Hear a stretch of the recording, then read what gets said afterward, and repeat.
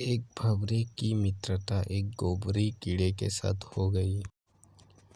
कीड़े ने भंवरे से कहा, भाई तुम मेरे सबसे अच्छे मित्र हो, इसलिए मेरे यहाँ भोजन पर आओ।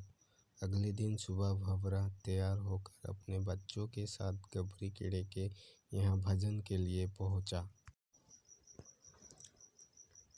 कीड़ा उनको देखकर बहुत खुश हुआ और सबका आदर करके भोजन परोसा। भोजन में गोबर की गोलियां परोसी और कीड़े ने कहा, खाओ भाई। भंवरा सोच में पड़ गया कि मैंने बुरे का संग किया, इसलिए मुझे गोबर तो खाना ही पड़ेगा। ये सब मुझे इसका संग करने से मिला और फल भी पाया, अब इसे भी मेरे संग का फल मिलना चाहिए। भंवरा बोला, भाई आज मैं आपके यहाँ भोजन के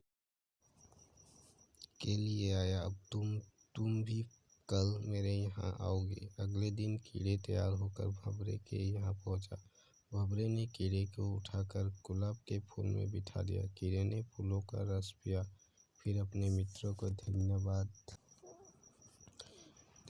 किया और कहा, मित्रों तुम तो बहुत अच्छी जगह रहते हो, अरे और अच्छा खाते हो। इसके बाद कीड़े ने सोचा, क्यों ना अब मैं यहीं रह जाऊं, और ये सोचकर कीड़े फूल में ही बैठ रहा। तभी वहाँ पास के मंदिर का पुजारी आया, फूल तोड़कर ले गया और चढ़ा दिया। बिहारी जी और राधा जी के चरणों में कीड़े को भगवान के दर्शन भी हुए और उनके चरणों में बैठने का सौभाग्य भी।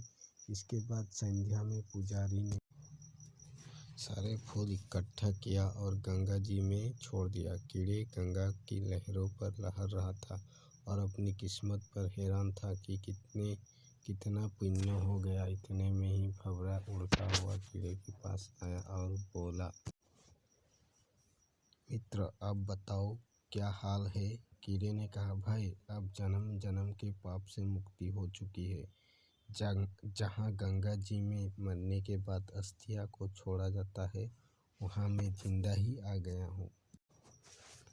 ये सब मुझे तेरी मित्रता और अच्छी संगत का ही फल मिला है। जिसको मैं अपनी जन्नत समझता था वो तो गंदगी थी, और जो तेरी वजह से मिला यही स्वर्ग है। कहानी अच्छी लगी तो लाइक, शेयर एंड सब्सक्राइब कर दीजिए।